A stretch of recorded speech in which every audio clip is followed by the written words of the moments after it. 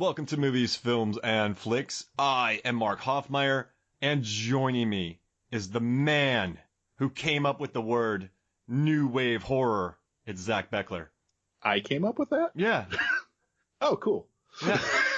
Wait, didn't you hate that term, New Wave Horror? Wait, what's know what? On Facebook one time, you were like, what's that term that people have been calling horror lately? And you're like, that's not right. What was it? Oh, God. So there's so many lately. There's the new golden age of horror. Yeah. There's elevated horror. That's what it was. Oh, God. Elevated horror. I mean, is that like Devil? Is that movie Devil? That's Elevator. Oh, elevator horror. That's an unexplored subgenre, I believe.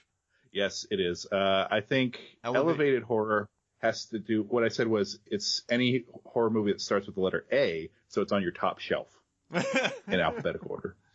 You know, I redid my Blu-rays for color. Oh, that's smart. Except when you want to find a movie, you have to remember what color it is. But then I'm lazy, and they're all over the place now. You know me, man. I can't stick with one thing. It's just a mess on my shelf. It's like, okay, this is just Criterion in some kind of order. This is just like Scream Factory. This is 4K, and then the rest are just around. Do I need to invest in 4K? Because I don't have a 4K Blu-ray yet. Okay, so kids, this is what's the down low on 4K Blu-rays. The resolution is not important. It's all about the high dynamic range. And if you don't have a high dynamic range television, it's not worth it. Got it. I mean, I just put them all on Vudu anyway. Oh, there you go. Yeah.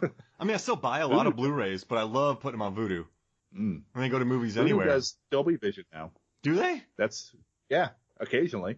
Wow. It's not going Netflix anywhere, is it? Too. Netflix does it? Netflix does Dolby Vision, like Roma is in Dolby Vision.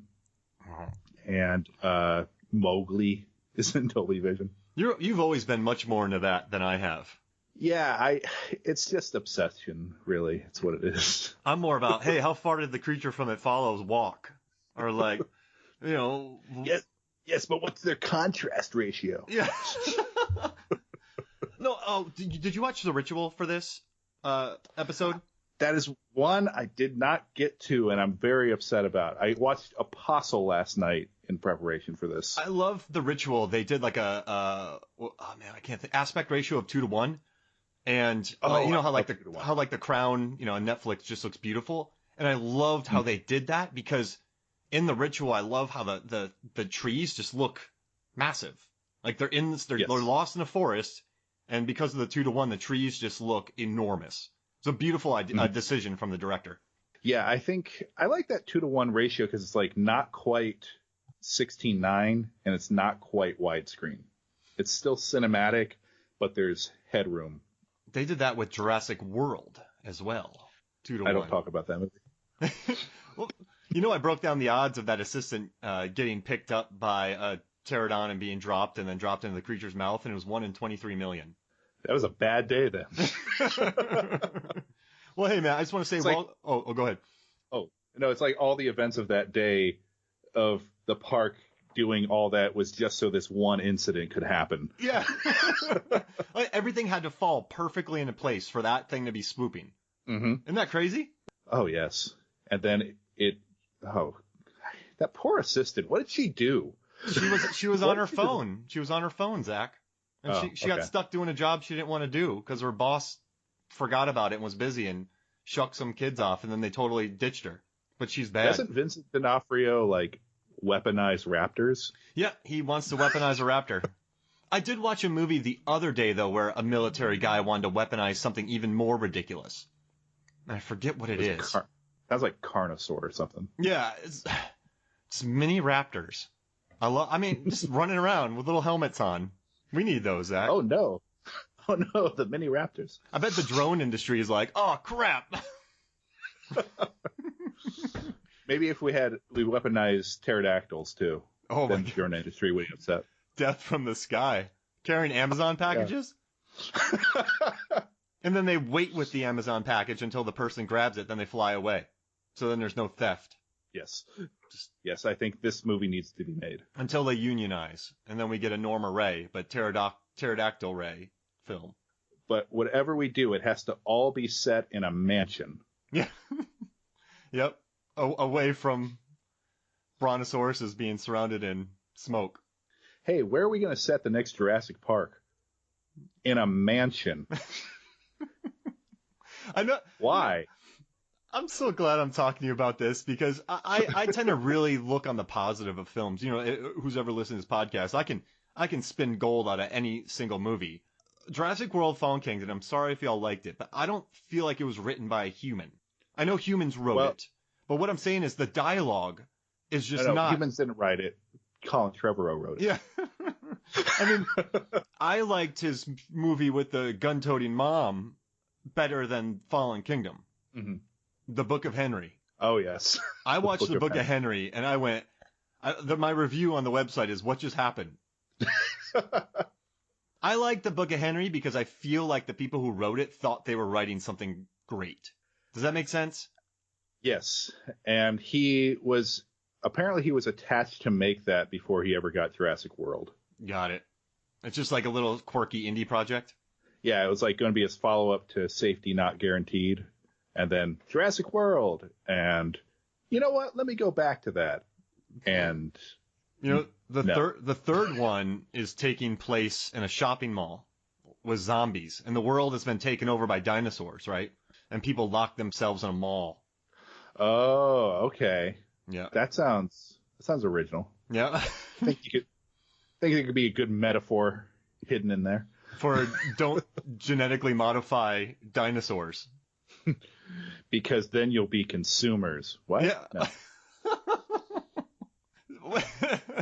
I love both. I just wrote I got a big post coming up in January for Rotten Tomatoes about remakes. I looked at about 40 years worth of remakes, and it just made me realize how much I love the Dawn of the Dead remake. It's got some solid stuff in it, especially the first 10 minutes. I love probably Zack Snyder's best movie. I think so. I like the music. I think the music's used really well. I think there are time in the mall, like finding zombie Burt Reynolds. The first 10 minutes, yeah, they're really good. I just like. I've watched it. If it's on TV, I'll watch it.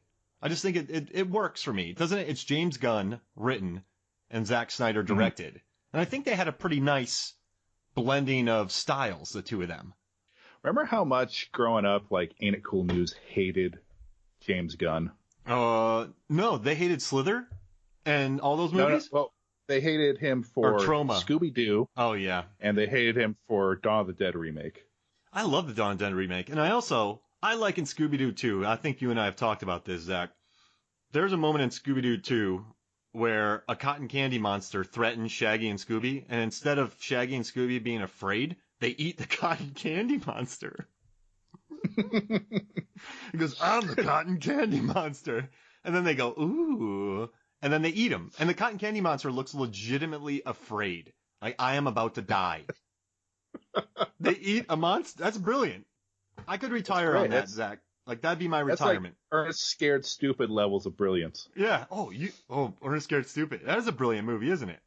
I set you up for that because I know how much you think that's the greatest movie of all time. You know what my goal in life is, Zach?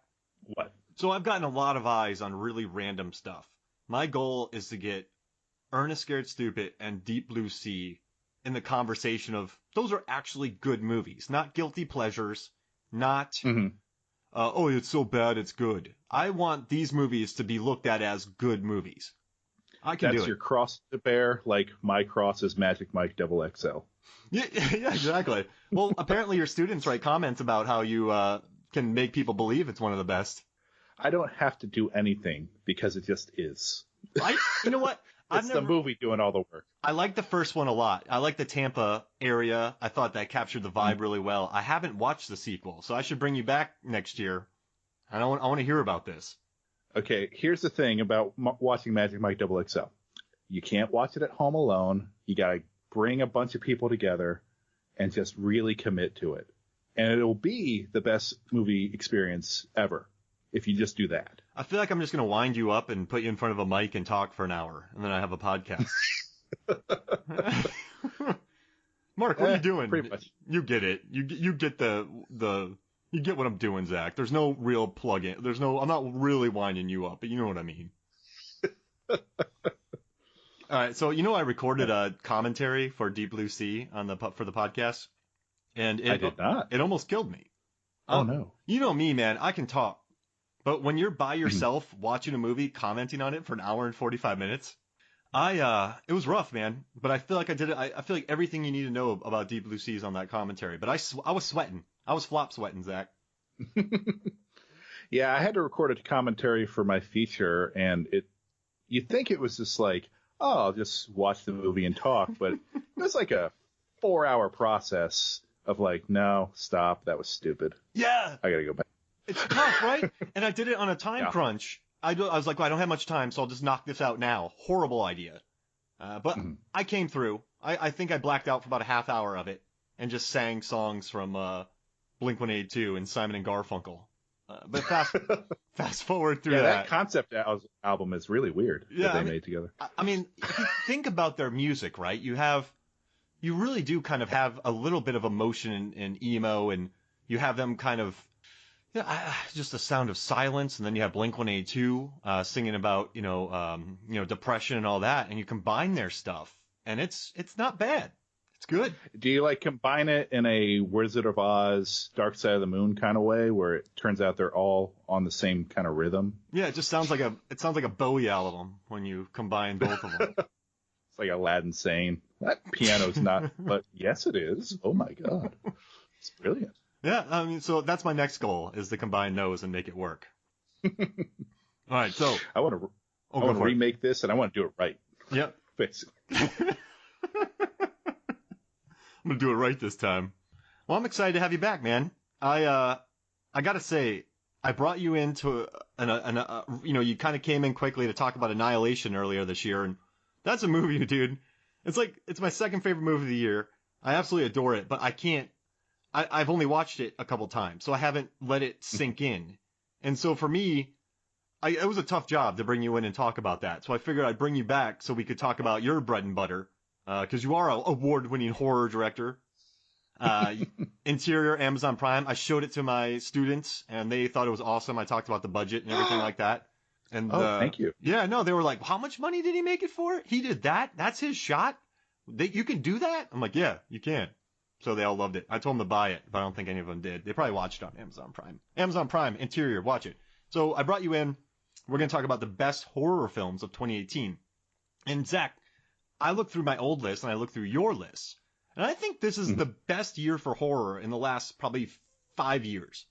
It's a really good one. Last year was also very good. It had higher highs maybe, but this was more consistently good. Yeah, year. Like that's a very good point. Get Out. Yeah. We had I don't remember. It was a year ago, but we had a lot of good stuff. I think this year was a good year for indie horror. Like last year was a good year for studio horror. Oh yeah. I mean, there were some massive hits last year. Mm-hmm. I think James Wan is the one who did it all with Insidious. I think he ushered in a new thing.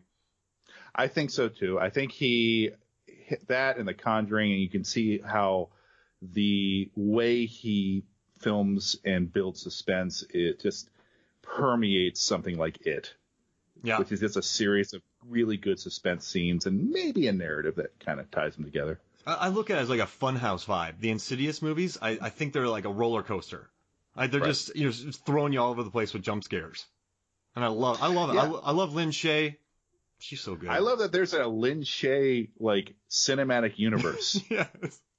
Like, how did this happen? And no matter how bad, like, I thought Insidious 4 was just okay, a little too much nonsense in this. Yeah. But I was still happy there was a Lynn Shay, I can't think of the word. Like a fronted movie that made franchise 300 million worldwide. I love it. All right, so what we did was Zach turned in his top 10, I turned in my top 10, and we were going to kind of talk about each of our top 10s, but I pulled a fast one on Zach, and I combined our top 10s. So number 1 got 10 points, number 2 got 9 points, etc., etc. I combined it into a list of 16 movies.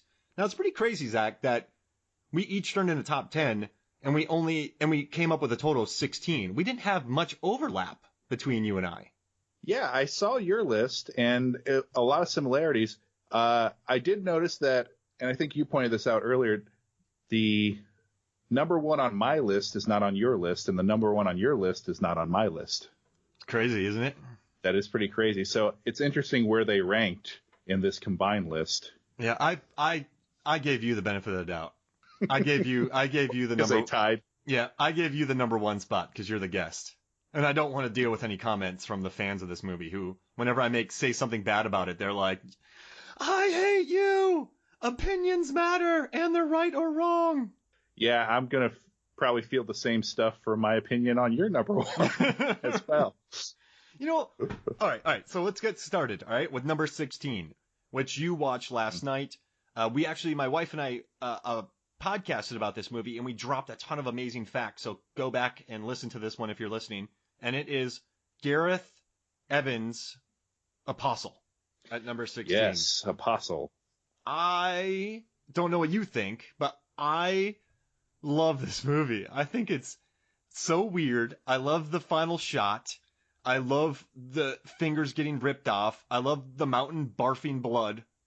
I love Dan Stevens in this movie. He has this shifty-eyed thing that I like about him, but he's still very capable. And Lucy Boynton's in it. She's always good. She has a good horror trilogy with Blackcoat's Daughter, I Am the Pretty Little Thing That Lives in the House, and then this on Netflix. So she's really good. And she's in Bohemian Rhapsody. Yeah, she's good in that one too. All right, well, we can talk about that one later because I have thoughts on that too. So do you. But so what do you think about Apostle? I genuinely liked it, but I thought my biggest problem with it is it felt like there wasn't one clear movie. It felt like 3 different movies, but not just 3 different stories, but like 3 different directorial styles. Yeah. Like his raid sensibilities come out in the action scenes, and it doesn't really feel like it should be in that film. Like when he escapes from imprisonment, when he has the sticks or the tree limbs, and he like stabs a guy in the face with it, and it's sped up in that kind of raid redemption way. Mm-hmm. It's like, whoa, that's a different movie. And then the woman in the woods is, spoilers. That stuff is really interesting to me. And I thought that could have been explored a little bit more and could have been maybe even the focus of the film. And it felt like there's a lot of ancillary focus on other things. And I think it could have been a really great 90-minute film. Yeah, just a tight 90. Yeah, but there's a lot I liked about it. I just felt like there's a lot of stuff we didn't end up needing in it. What I love and about... I think that's my reservations with it. No, my bad. Dan Stevens, I liked... At first you think he's just this really drugged out guy, but then he switches out the ticket, and he's a capable man. And I like that about him. So I was like, oh, he's just going to get on drugs and he's going to mess something up. But then he just keeps chugging forward with this kind of wild-eyed style. And I really liked that from him. And I didn't like the guy who became the antagonist. Like, he was just too much. Like, that's my complaint about The Mist, too, with Marcia Gay Harden. Mm-hmm. It's just, like, the overzealotization, I don't know if that's a word, of a character where it's just too easy. I feel like it just goes over the top with it, and that guy definitely does it. But, I mean, this movie features a dude getting his head drilled in. There's a little dude with a sack on his head. I mean, there's just... and at the end, just him smiling. Like, it actually reminded me of Annihilation a little bit. But I just loved, I don't know, it's just so weird, I guess. It didn't feel familiar to me, and I didn't know where it was going, so I definitely had to put it in my top 10. Yeah, and I think that last shot is very interesting because it looks like he's almost becoming. Yeah. Like his face is turning into the woman. And he's smiling a little bit. And he is, and that apostle, Oh, so it was, I got to show my wife The Guest, but after she watched that, she's like, I got to watch The Guest. And I'm like, yeah! Because I love that movie. Dan Stevens is a very underrated actor, and especially in The Guest. The Guest is just his charisma on point for 2 hours, and you're just like, oh, don't be a bad guy. I like you too much. And the final line is brilliant. What the fuck? Is that what it is? All right. 15 is The Ranger. You want to talk about The Ranger? Yes, The Ranger. I don't know if you had seen this yet, but I'll talk a little bit about it. I saw this at the Chattanooga Film Festival this year, and it is the debut feature of Jen Wexler, who has been an indie horror producer on stuff like Darling and some other like high-profile horror movies that kind of tore that festival circuit. It's a slasher film that is in the style of something like Return of the Living Dead.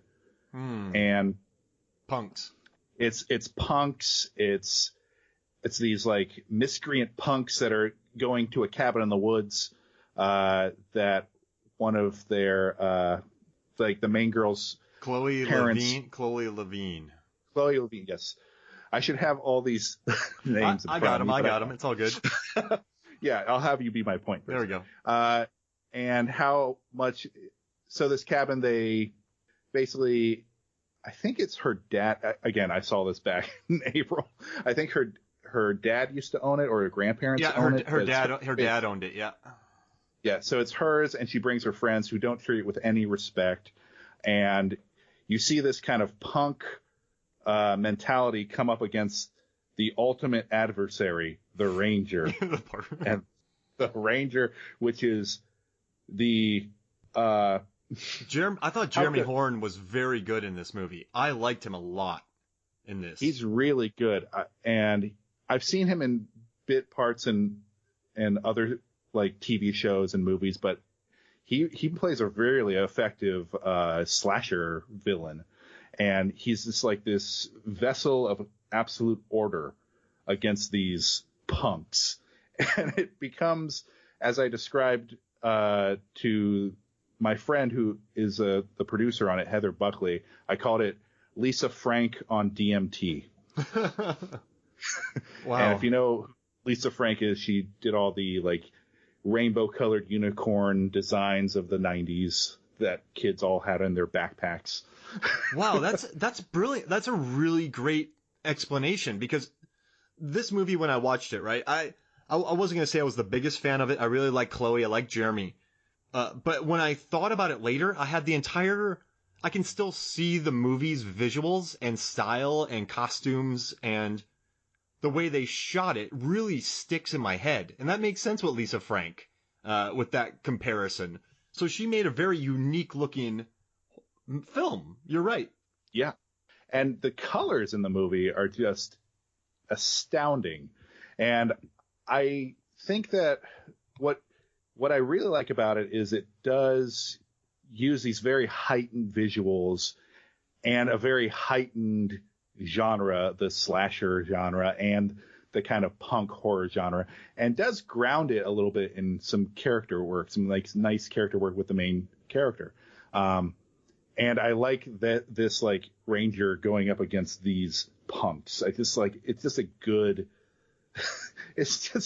a good scenario to a classic slasher scenario. And it's gory, which is fun. And it's just really pretty. I couldn't believe just how colorful it was on the budget level they were working at. The one thing I kind of missed, I was hoping we were going to get the punks from, when I read about the movie, I went and found it on Redbox, which is pretty awesome. And I was watching it. I kind of missed the punks from Green Room, because these punks that I was watching, like, these aren't punks. I was like, you know me when I was 19, I'd have picked these kids up and ran around with them. Yeah, but probably 3 of them. But I guess I kind of got into them. I was like, Mark, you got to get over yourself. And then I just got really into that Chloe. I thought she did a really good job. I liked her a lot. And then, I don't know. Yeah, you're right. Would you know what the budget was? I didn't look this up. I know it's low. I don't know exactly what the budget was, but not enough. Yeah, but pound for pound, I'd put it up for how it looks. Yeah.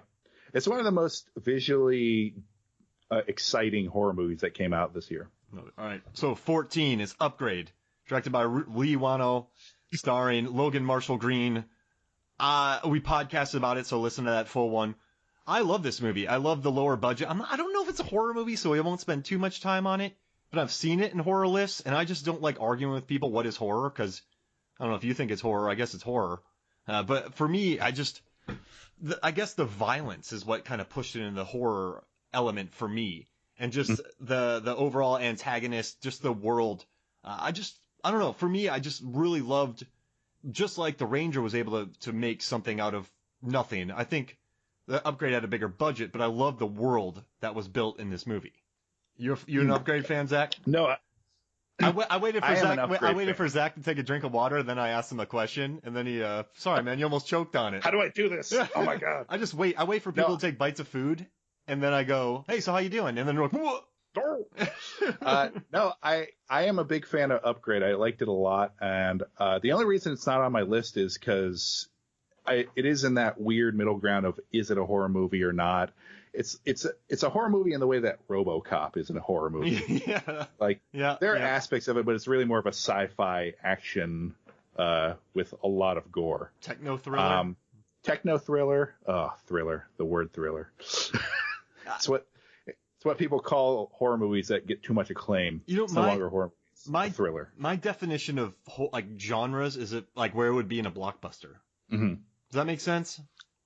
I think this would fall probably in that sci-fi category in a blockbuster. There was a sci-fi category at Blockbuster? Oh, yeah. Huh. Sci-fi action. Oh, okay. Got it. All right. Well, so let's jump to the next one. We got a number 13. But Upgrade is a really great movie, and it's way better than the remake Venom. I mean, yeah, they're the same movie, pretty much. And I like what Logan Marshall does, Logan Marshall Green. I like the villain in this movie. I thought the tech kid with his like a literal cloud.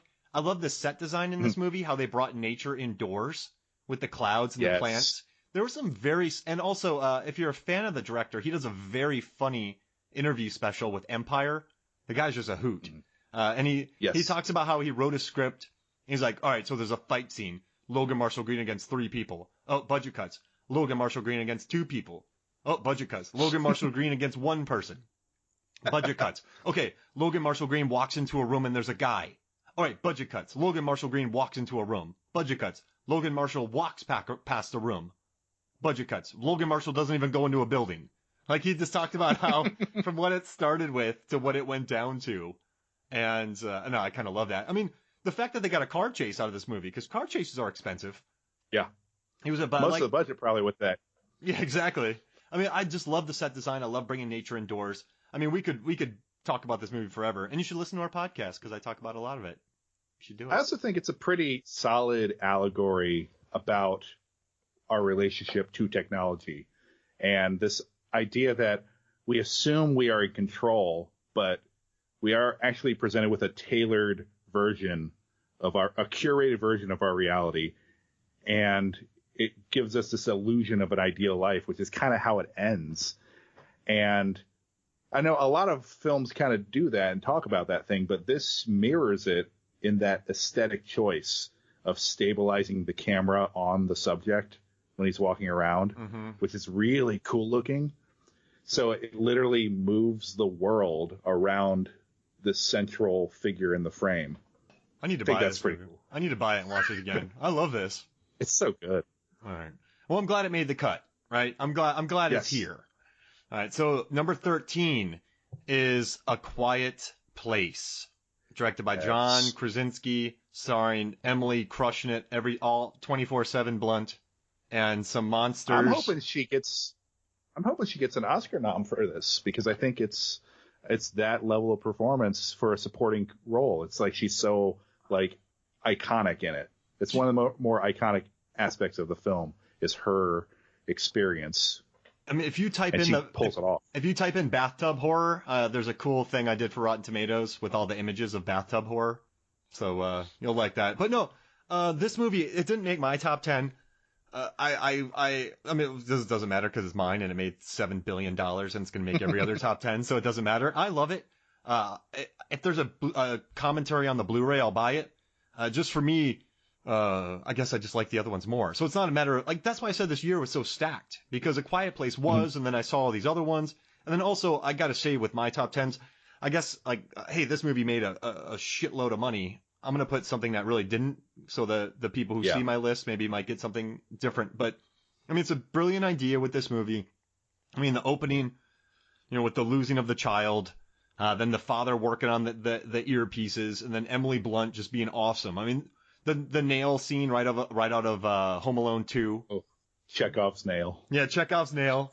I mean, it's a very good movie, and I know it's Krasinski's third film, but he really directed the living snot out of this. Yeah, I think just in terms of just the sound design of the movie, it is the quietest and the loudest movie you'll ever watch because the dynamic range of sound.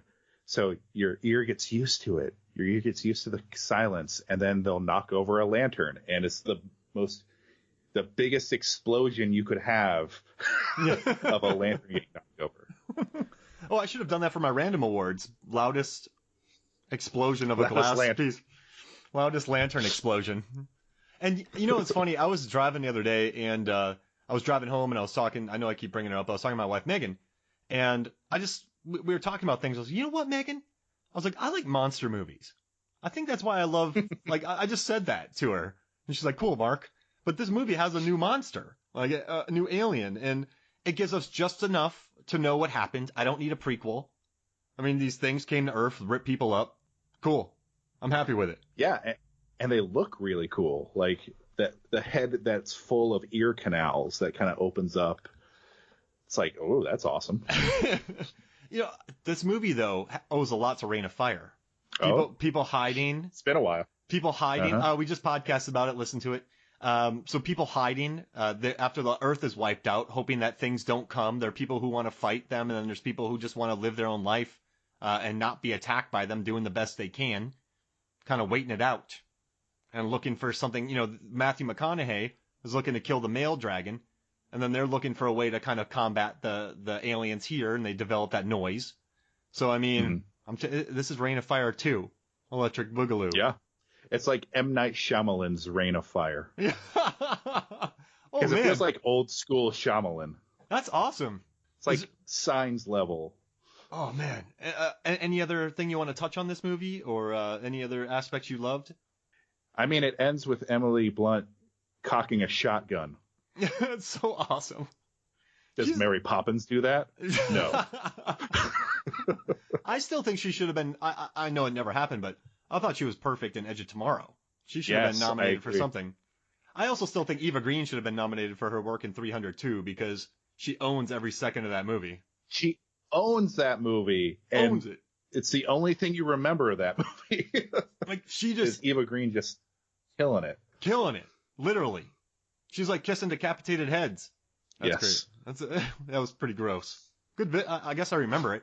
All right, so the next movie is 12, which I'm surprised it made both of our top 10s, but they were kind of low on the list, so then it got pushed to number 12, which is Strangers Pray at Night, directed by Johannes Roberts, who directed the movie that I love, 47 Meters Down, which is very mean, Zach. 47 Meters Down is a mean little movie. I love the visuals, and at the end when it went so mean, I was like, ah! Ha, ha.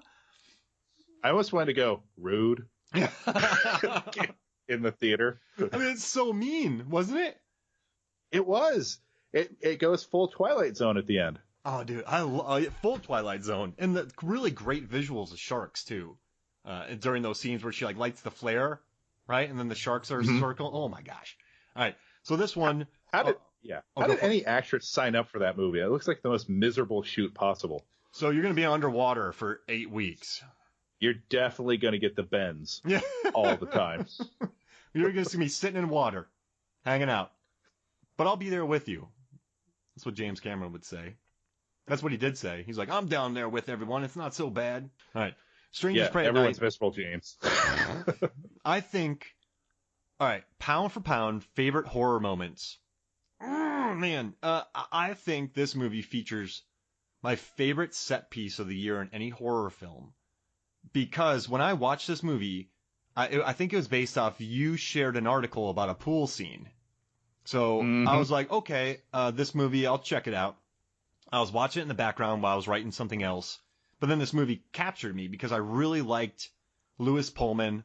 I liked the other actress, Bailey. I thought she did a very good job. And as you're watching it, there's this set piece in a pool soundtrack by Total Eclipse of the Heart, lit beautifully with trees with like Christmas lights on them, and it plays just like it's expertly shot. It's expertly set up. I mean, the way they filmed it, and the movie had my attention after that. Mm-hmm. Like I was like, oh my gosh, this is a very good scene.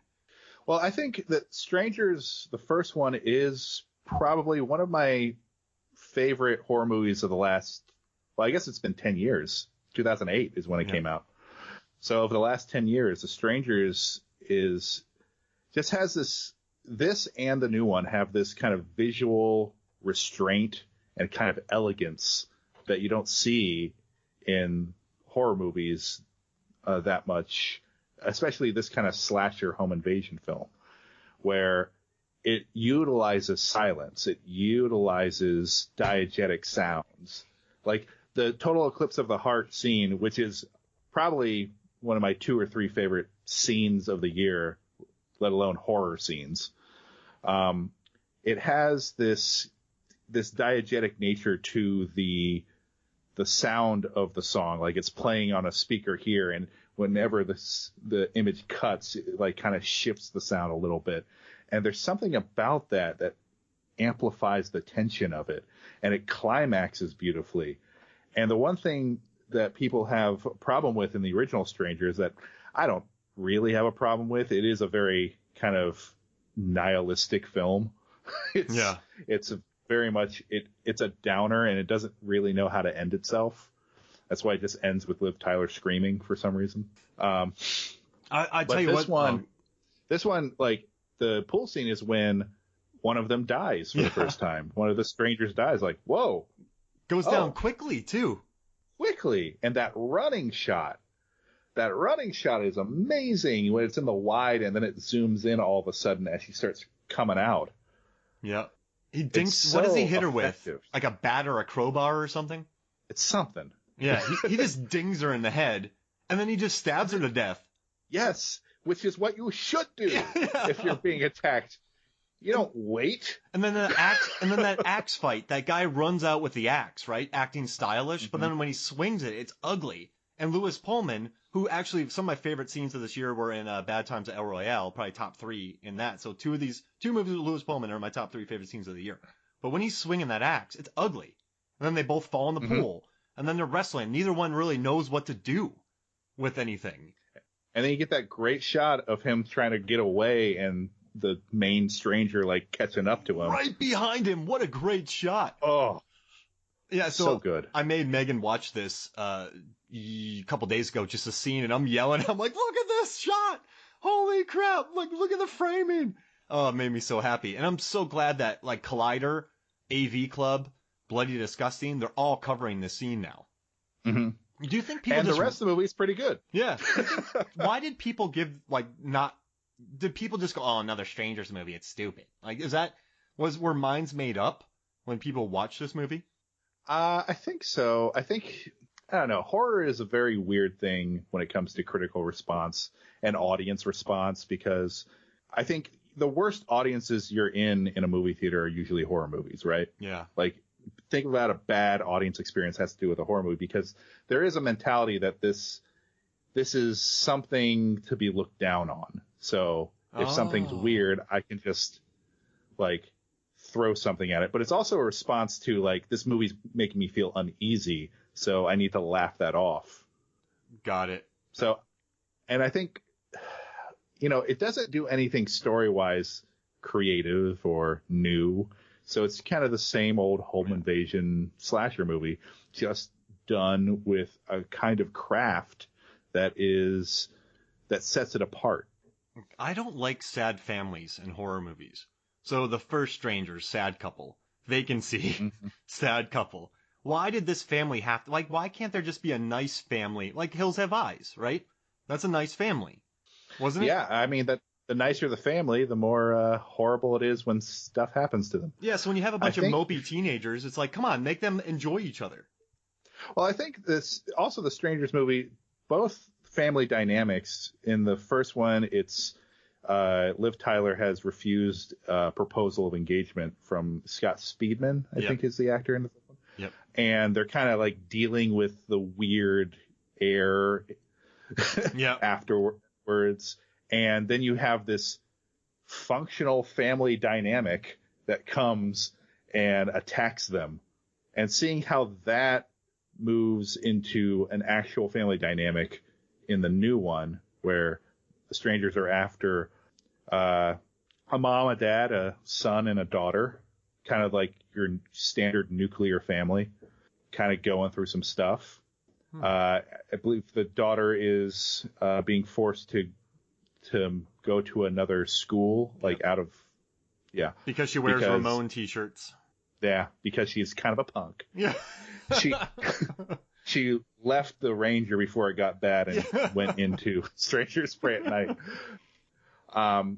But, I found the family in this one pretty likable generally, but that might have to do with the casting because I just love, oh my God, her name is escaping Christina me. Hendricks. Thank you. Oh my God. Why couldn't I remember her name? Put Christina Hendricks in every movie.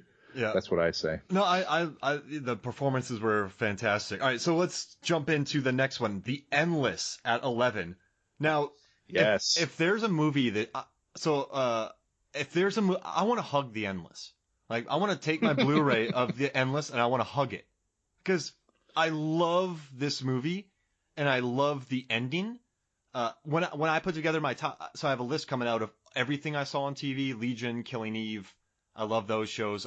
This is going to make that list because I don't want to I guess I don't want to spoil anything for people who haven't watched it because it is on Netflix. But I love how this movie concludes. And I just think it's breaking loops. But I just love, I don't know, I thought it was well directed. I like how Justin Benson and Aaron Moorhead, who's Spring, which I really enjoy, they star in it. I think that left money for them to bring in a really good supporting cast, Kelly Hernandez of La La Land, a few other people, solid actors. I like that there's a creature, which they had established in a prior film, but I like the creature in this movie, the presence of what it is. And I just think I love it. This is like not a DIY movie because it has a budget and they filmed movies before, but I just think this is them working on all cylinders. And I loved it. I want to hug this movie.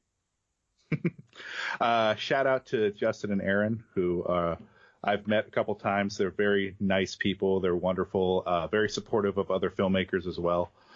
And I am just so happy whenever they pull another really great indie horror movie out like this, which it has a 99% on Rotten Tomatoes or something like that. It's pretty universally beloved, yet needs more recognition. When I write articles for Rotten Tomatoes, whenever I talk about horror, because I've done a few of those this year, I always throw in mentions to The Endless.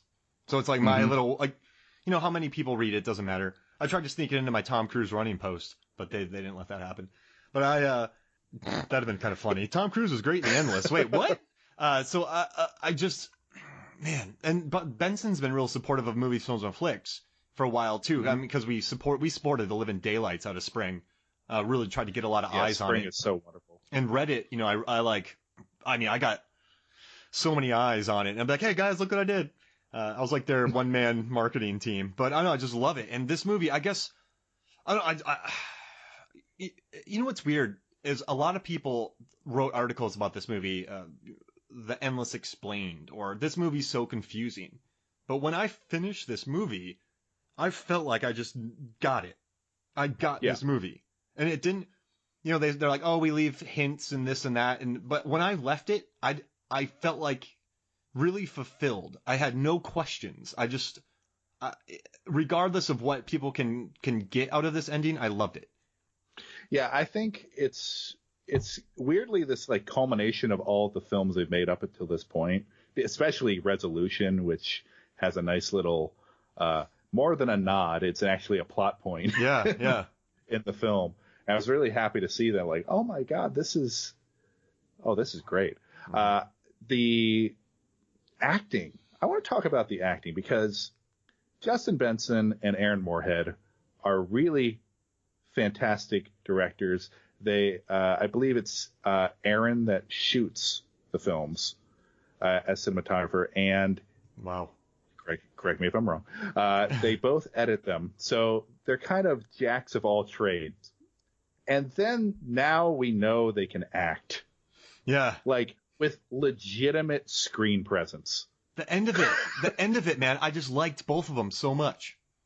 Yeah.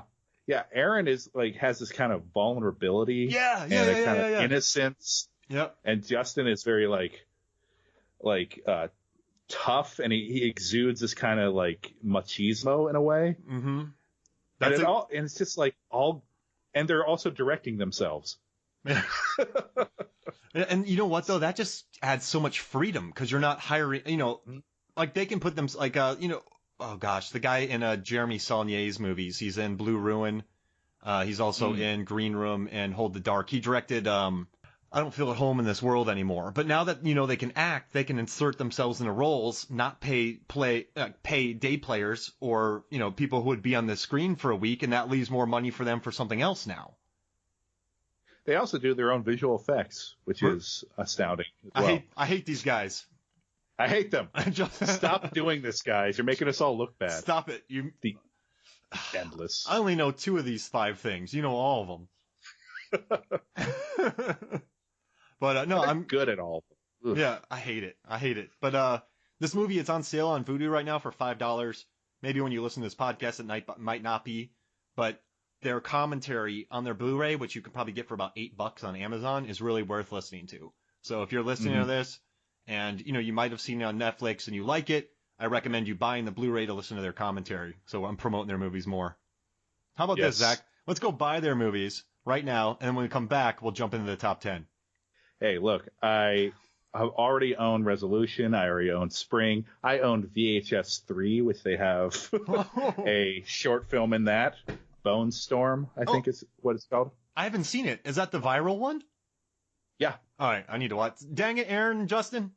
Stop it, guys. That VHS Viral is a really good VHS movie. The second and the third shorts are some of the best horror shorts you will find. I bought Spring from a vending machine in Austin, Texas from Alamo Drafthouse. All right, so on that bombshell, let's take a break and we'll be right back. Welcome back to Movies, Films, and Flicks. Zach and I both now own 7 copies of The Endless, in case we want to watch it more than once. We have an endless amount of opportunities. Why did I say that? Oh, I man. don't know. I thought you were going with it. That's perfect. What a good one. Man. Hey, all right. We're starting over. Welcome back to Movies, Films, and Flicks. Zach and I now own an endless amount of the Endless Blu-rays. Isn't that right, Zach? You're so clever. All right, top 10 time. Top 10. Top 10. Let's do this. Cam. Starring Cam. A very, very, very good performance from Madeline Brewer. Yes. I mean, Cam is... Oh, go for it. She has a lot on her plate. She's at like a buffet, and everything's on her plate for this movie. I was surprised at how much I have seen her in other things and did not realize. Wait, what's she in?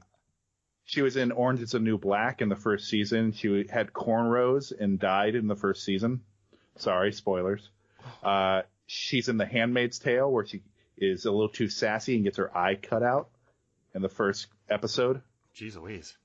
And she is in this movie, Cam, which took me completely by surprise. Like, it came out of nowhere. It was just on Netflix one day. And it ranked number 4 on my list as one of the best films of the year, or best horror films of the year. It's a little lower on my films. But Cam, there are a few like little dangling plot threads I think that you could complain about that maybe take a few leaps of logic, but I don't buy into that as much because I don't think there's a real established firm reality. I think it's this kind of scenario that's really fertile for all these like analogous scenes in which a main character has to kind of confront her persona. Yep. I think I said in my review, it's like Persona by way of body double by way of Unfriended. Ooh. Oh, I like that.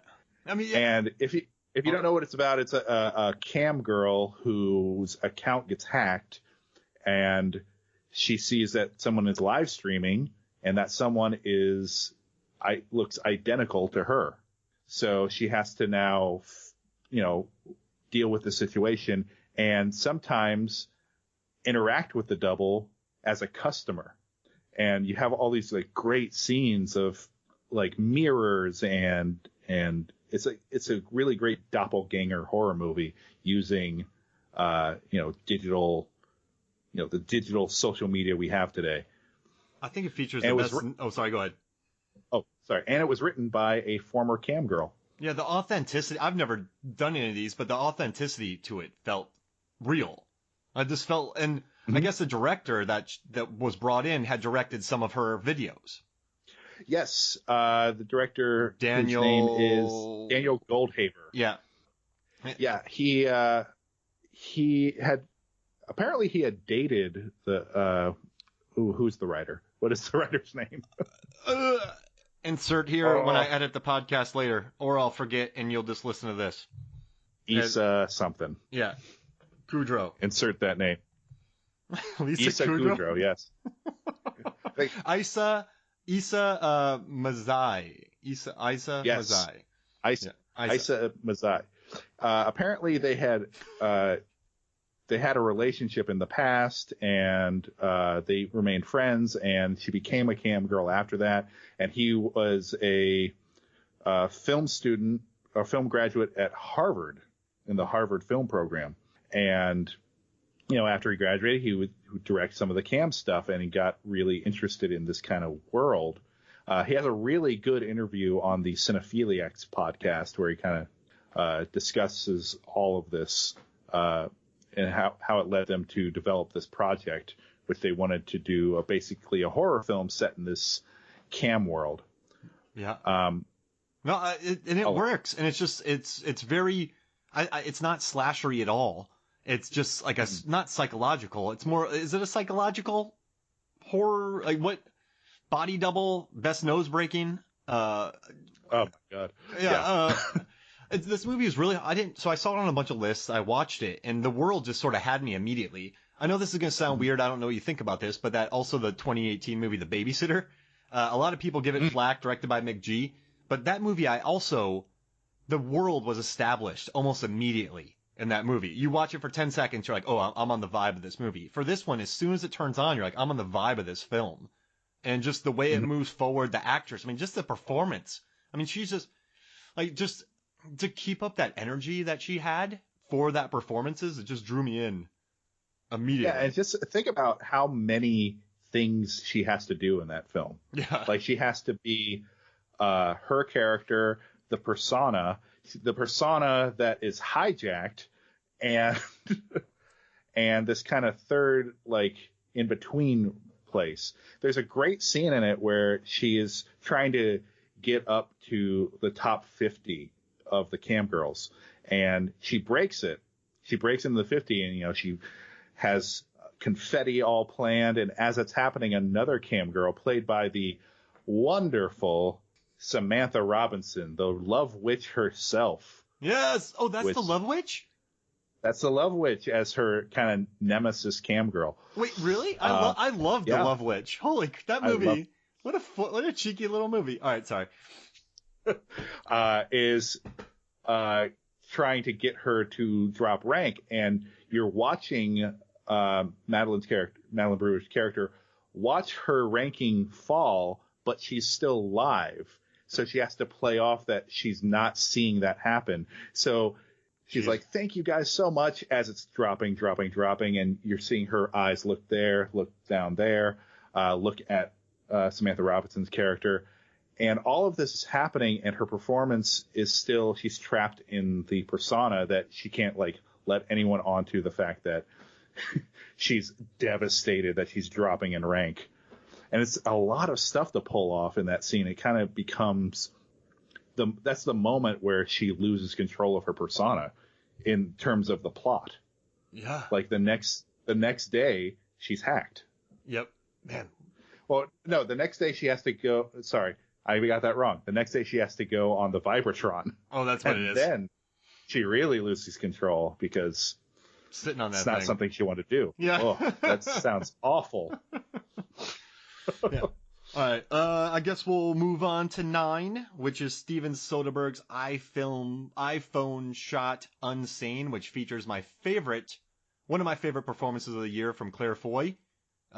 Loved watching her in this. I was used to watching her in The Crown and Season of the Witch, and just very reserved. But I called her like a wombat in this movie. She's just all over the place. She is caustic. She's, she'll knock the smack out of oh man, I forget her name, the actress that always plays like Juno Temple. She'll just rough her up, no problem, just kick her ass. She's just a awesome live wire in this movie, and of every movie on this list, this is the one that just made me slink in my seat. Like I just, and I watched it. I don't care, guys. Get over yourselves. I watched it with my wife, even if you're going to say something. I don't know if you were. But she was getting stressed out because she's like, could happen. This is crazy. Like this movie, you're watching it and this dread that's hitting her. And then the beginning, and when you see this guy, and then when she first meets her stalker, oh, I don't want to give anything away, but when she sees him, she's calling him out. I mean, it's what a great performance. And, the camera work, at first you're a little thrown off by it, but once you get into that world, you really just buy into it. And it's just a live wire performance from a director having a fun time. Yeah, I really like this movie a lot, and I love Claire Foy's performance. The helplessness of the process of committing yourself. Just, you have given up all of your rights for self-agency. And the movie captures that perfectly. If you're ever been in an unfortunate situation where you have a loved one that has committed themselves or has themselves committed, it is pretty stunningly accurate in the most uncomfortable way possible. Just, no one's listening to me. No one's believing me. Anything I say, I didn't sign. I don't remember signing this. Yeah. We've heard it all before. Just go to your room. Here's some crazy people. Yeah. Isn't this movie a stress bomb? It is a stress bomb. I had to tell people, guys, don't watch this. It's a great movie. Just, it's a little too much for certain people. Yeah, I can see that. The iPhone cinematography is pretty spectacular. Kind of, it even uses the aspect ratio of the iPhone, which I respected. Mm-hmm. I think they probably used some kind of capture device to make sure it looked as good as it did. But it still was really interesting in that, that one lens that you can only use with the iPhone is used so perfectly. I think the movie does lose a little something once you find out what's happening. It's revealed halfway through, and the guy that plays the stalker that may or may not be there is Joshua Leonard from Blair Witch. Really? Yeah, that's awesome. Which blew my mind. Like, whoa, hey, there he is. Hey, well, I'm glad he's staying busy. I'm glad he's staying busy. Yeah, but yeah, Soderbergh. This retirement Soderbergh, I think it's working out because we keep getting good movies from you. Yeah. So, stay retired. And Logan Lucky, I adore. Yes, Logan Lucky is a very good movie. And he didn't direct Magic Mike XXL, but he did shoot it and edit it. And he was just there probably guiding the guy. Well, if you're the cinematographer, you have to be. So. Yeah, you're right. All right. Let's move on to number 8, which is a movie I absolutely love. And it got actually 8 points because of me, and that's Ravenous. It is a Quebecian horror film about zombies that is currently on Netflix. And have you watched this movie, Zach? Not only have I not watched this movie, this is the first time I'm even hearing about it. Oh, yeah. I have nothing to add to this. Okay, I won't go in too much in depth, but it's just a zombie movie. Now, all right, I don't want you taking this as an insult. When you watch it, you're like, oh, this is like an art house zombie movie in the beginning. That aesthetic of really quiet movements and The elevated horror. Yeah, elevated horror. Just very slice of life. Yeah, oh gosh, it maybe comes at night. This movie that's actually one of our biggest podcasts, Zach. John Lasvath and I recorded that, and that's one of our biggest all-time podcasts for some reason. I don't know why. Just wanted to let you know. But yeah, so Ravenous, I just like the idea of the zombies in this, the way that they can maybe set traps, the shots. The lead is one of the guys who was in Goon 1 and 2, La Flame, the star hockey player who Doug Glatt gets his back. Really, in the beginning, I wasn't too into it because you just have these very stylistic kind of art house vibey shots. But once you get into it, it's very suspenseful. I mean, people get wiped out. And it's just very memorable, man. I was kind of like just watching this movie. It gets you in a trance. You really do. If you can let yourself be absorbed by it and just sit there and watch it, it's quite the experience. So if you haven't watched Ravenous, it's on Netflix. So get into that. You're gonna love it. 7, Ghost Stories. Yes, Ghost Stories. This was number 3 on my list. Yeah, so it got all 7 points from you. It didn't make my top 10. Well, Ghost Stories is based on a play that played in the West End for a couple years, and I was lucky enough to see it before it closed when I was in London. So, hey, now it is a great anthology movie of 3 different ghost stories, and I liked what they did on the stage using darkness, using like little sounds. But I think it works way better as a film.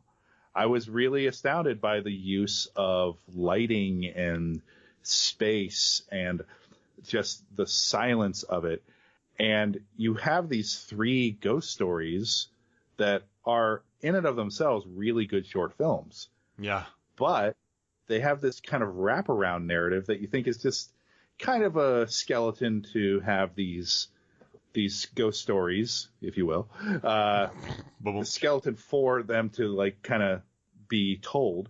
And then it's revealed that no, there's something with this, kind of like the 1945 movie Dead of Night, which is another anthology movie.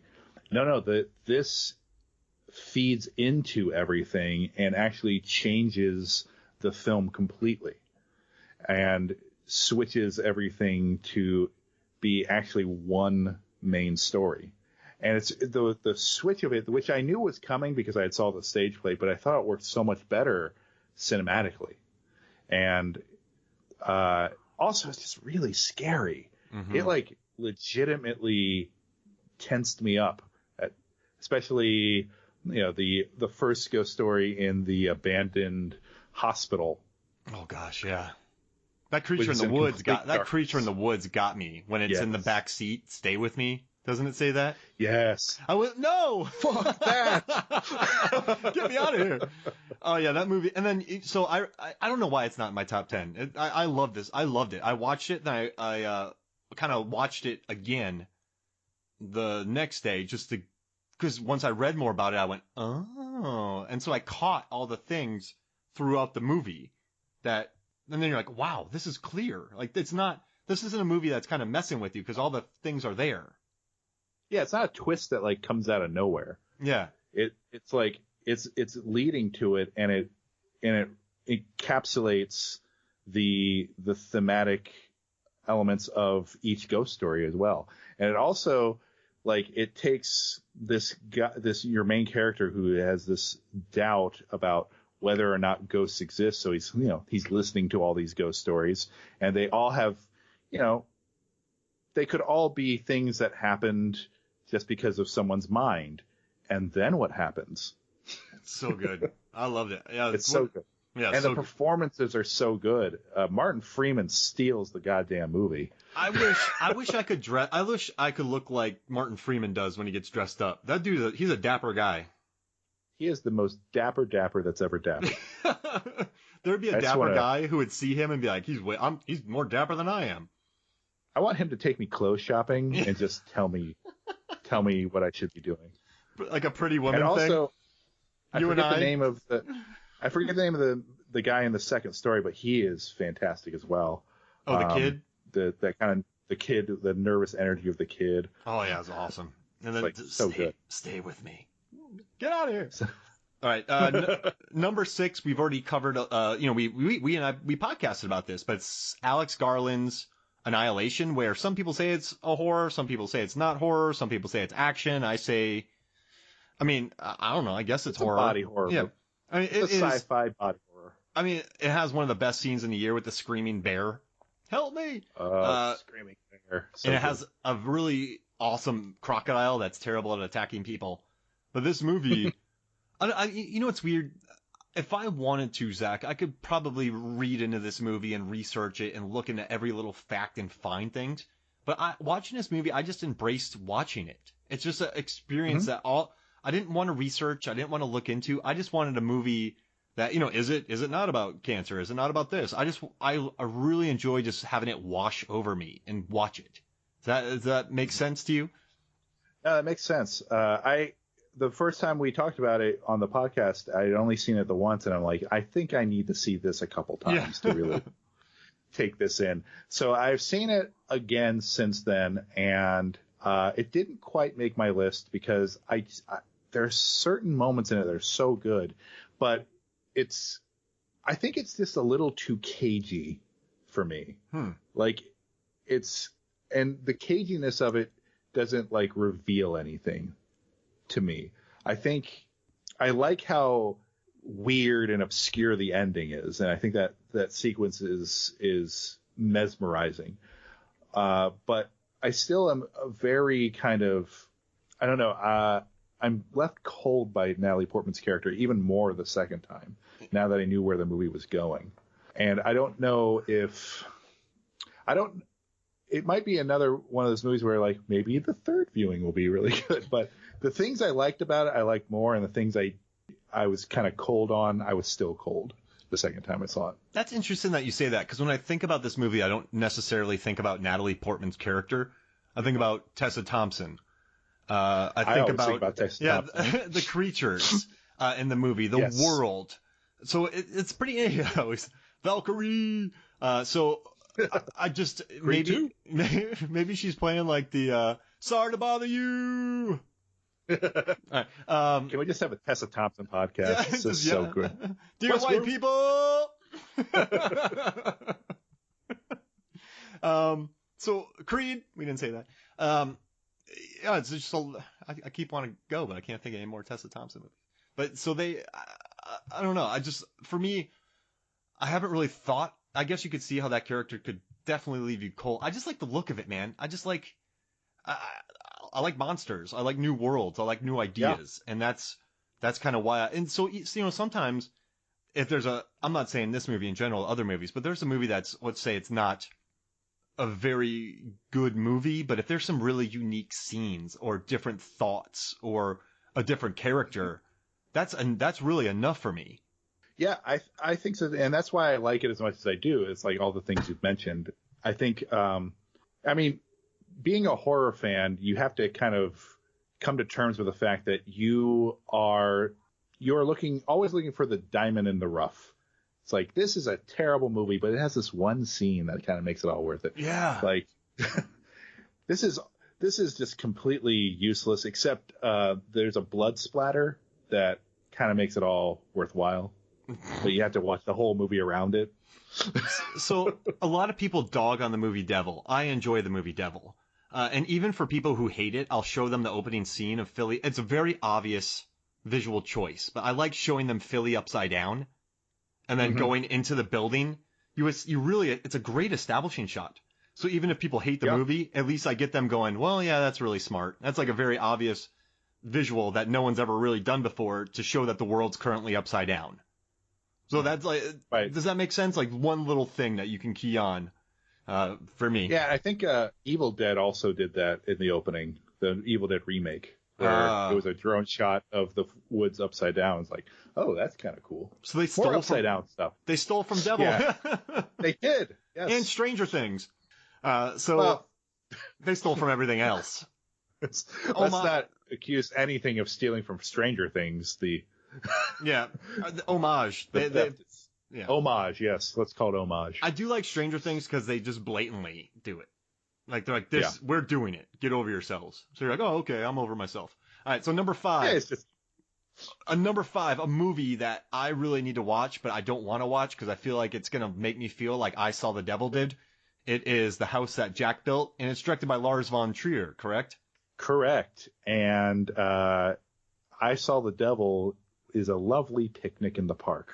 Oh, wait. Compared to The House That Jack Built. All right, so Thirst is a different movie, right? But what about Thirst compared to The House That Jack Built? I find House of the Devil...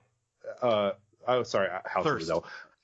I Saw the Devil is a little bit more extreme than Thirst. Wow. And House That Jack Built, even more so. So the best comparable I can give to The House That Jack Built is another Lars von Trier movie, Antichrist. Oh. So this movie got a lot of publicity from the walkouts it got at Cannes, which it was a 2,500 seating auditorium, and they got about 100 walkouts, which, the percentage is not that awful. But here's, I think, why it is, because I saw the unrated cut.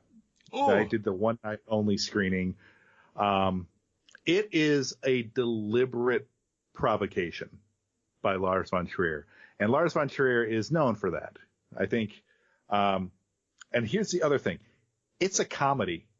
Wow. It's kind of a comedy, and it's funny when it's at its worst.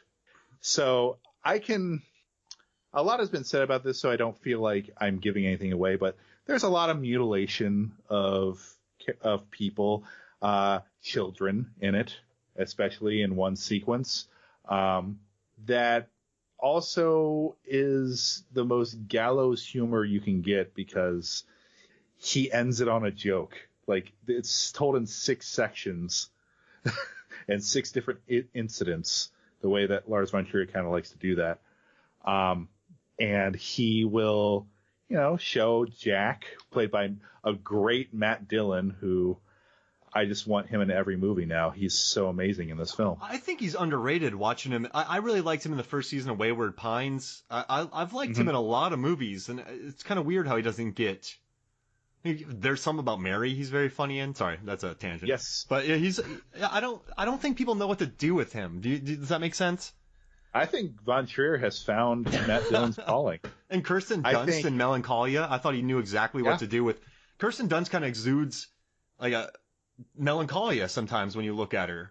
Like sorry, that's a completely different movie, but he used her perfectly in that too. So, yeah. So I think for 2 hours, the movie is a very deliberate horror show of Von Trier kind of doing that self-autopsy thing he does. Like, why do I like to show you these horrible things? Why do I like to do these horrible things to people in my films? What does that say about me as an artist? But it also engages the viewer in that mindset. And each incident that he shows tries to top the next in just horrifying you. And especially the 4th incident, I believe, with Riley, or is it the 5th incident with Riley Keough? Keough, which probably gets the most press because it's the most serious one. And I said earlier that A Quiet Place was Chekhov's nail. Let's call this one Chekhov's marker. And if you've seen the movie, you know exactly what I'm talking about. I like Riley because she's down for everything. Riley, she seems up for whatever the hell it is. She doesn't give a shit. And this is her greatest challenge because the things that she is like forced to, well, not forced, she agreed to do this movie, but the things that she does or has done to her character are pretty awful, even for this film. And it is the least like deliberately comical of the story, so it is the most horrific. But he is just picking scabs in your mind, and he is also doing a little history lesson of violence in culture, and kind of like a keynote where where Matt Dillon's character in voiceover is talking to another character that you don't know who that is for the entire film in this narration, like push pull, like I think that this about this about this, and then the other character will go like, that's ridiculous, you shouldn't think that way.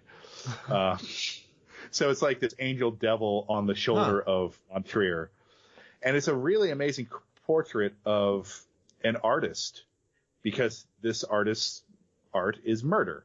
But what I absolutely love about the movie is that it culminates in this 20-minute finale that I did not see coming. And it's probably his most transcendent and beautiful sequence he's ever done, Lars von Trier. Like, think about the opening and closing of Melancholia, and it's that level of gorgeous beauty. Wow. Yeah. All right, I gotta watch this and take a bath. Yes. Then maybe watch the R-rated cut. Yeah, and then put on like Tomb Raider 2018, because that movie's just like a nice. I like that movie a lot. It's just nice and light. It's a happy movie for me. If you're on the wavelength that like Lars von Trier is a provocateur and is trying to work something out himself and is using these horrors and this brutality with a purpose, it keeps the movie from being as nihilistic as the character. Gasper, no. He said he watched it and was just laughing. Like, he seemed to be on the wavelength of it. I am ashamed at how much I was laughing during this movie, because I just kind of got what he was going for. All right. Because I'm terrible. I'm a terrible person. All right, number 4. And Zach, since this ranked highly on both of our lists, I would have been totally happy if number 4 was number 1 on our list. And that's crazy, but I wouldn't have minded if the averages worked out and Unfriended Dark Web was number 1 on our list. Yes, Unfriended. So this was a sleeper. Yeah. When I asked you to do the pod with me, I kind of wrote this movie off, but I looked on your letterbox just to kind of see what horror movies you like, so I could watch those, so we could all have something to talk about. Rented this movie, and this hit me hard, man. The whole subplot with the guy with his deaf girlfriend, and that hit me really hard, dude. I like that kid, and I like the girlfriend. I like their performance, and I like the characters in it. I mean, I could have cared less about the logistics of the dark web and how they can travel. I didn't give two snots about. I keep saying snot a lot today. I didn't give two shits about that. I just really got into the characters, man. And then this movie is dark.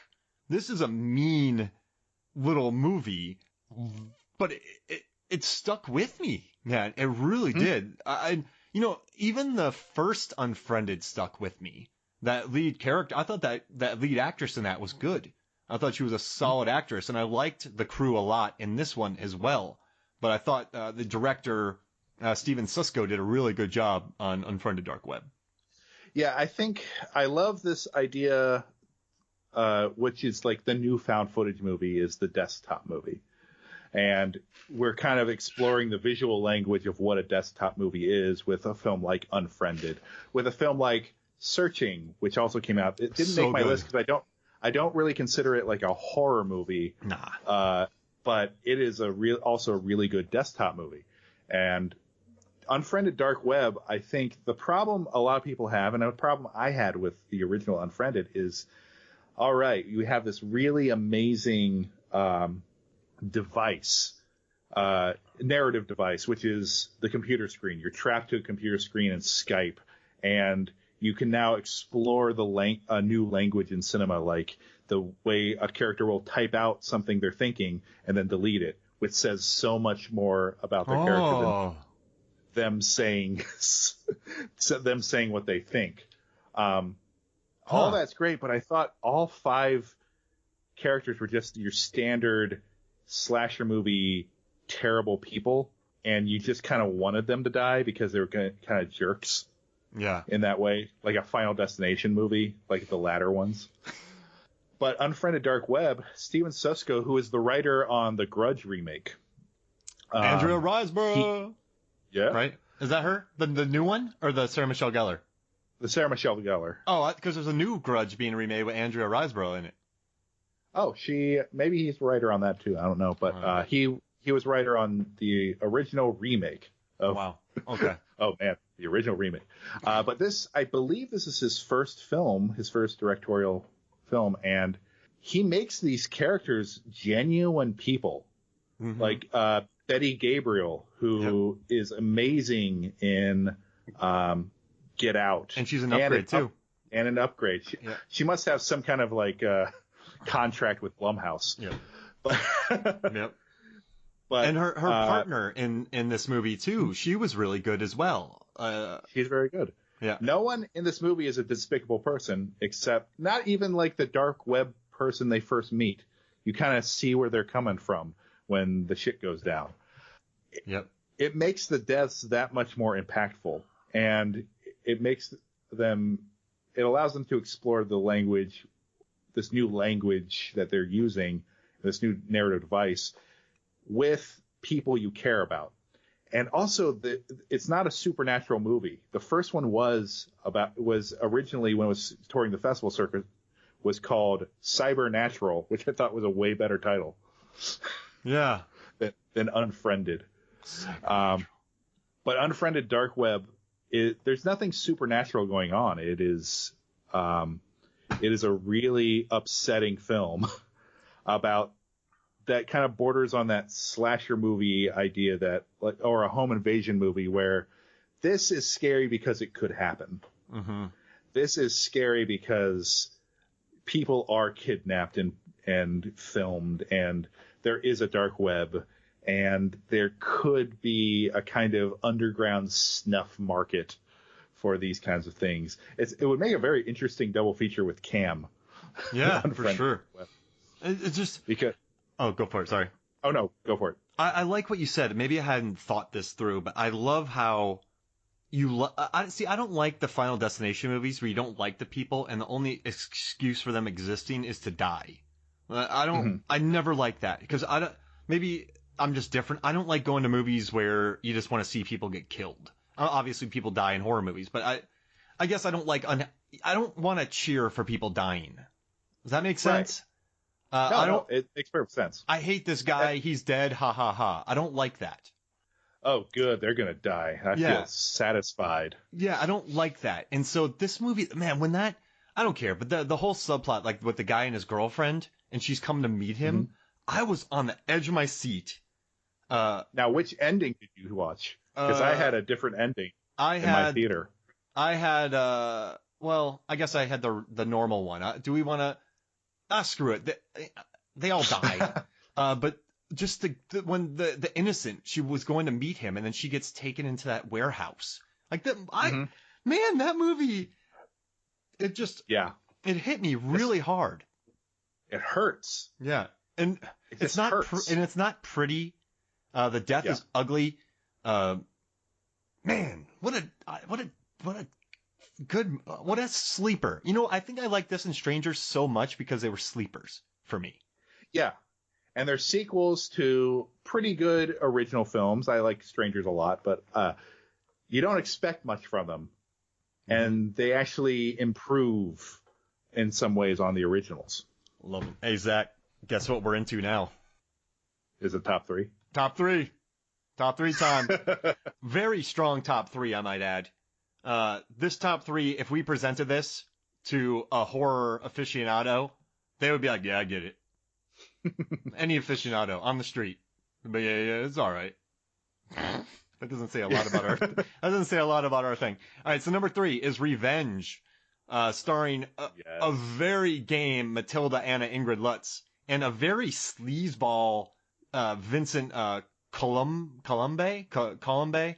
playing Stanley, straight up dirtbag.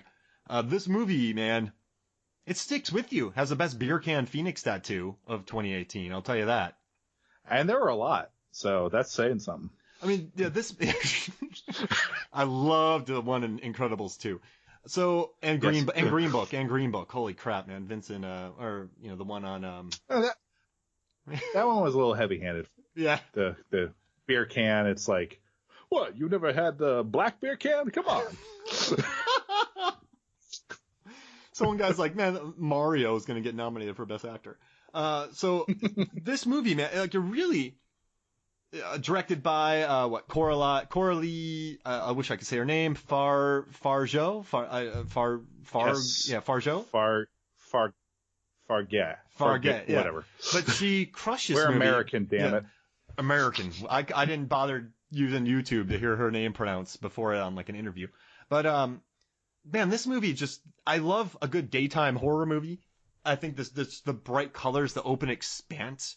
And what I like most about this movie is, even though it's expansive, there's still a weird claustrophobia to it. It's like open spaces, but she's still trapped in this spot.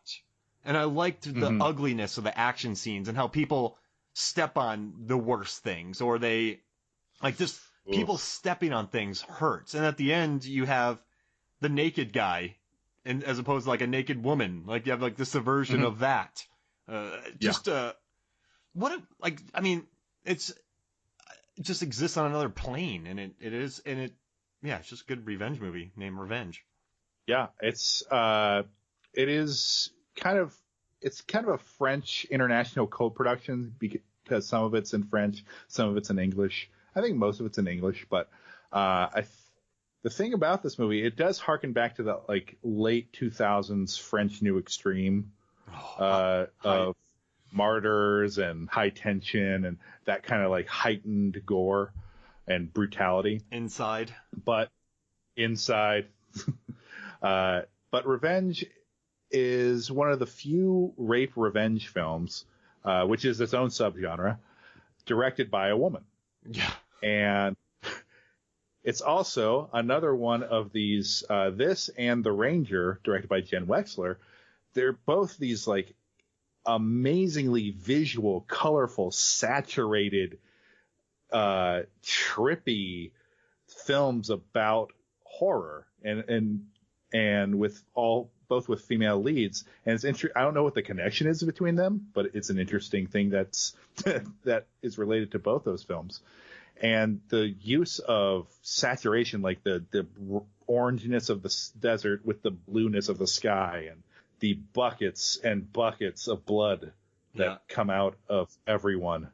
And I called it a mad peyote-induced inversion of a rape revenge film. Yes, I love that.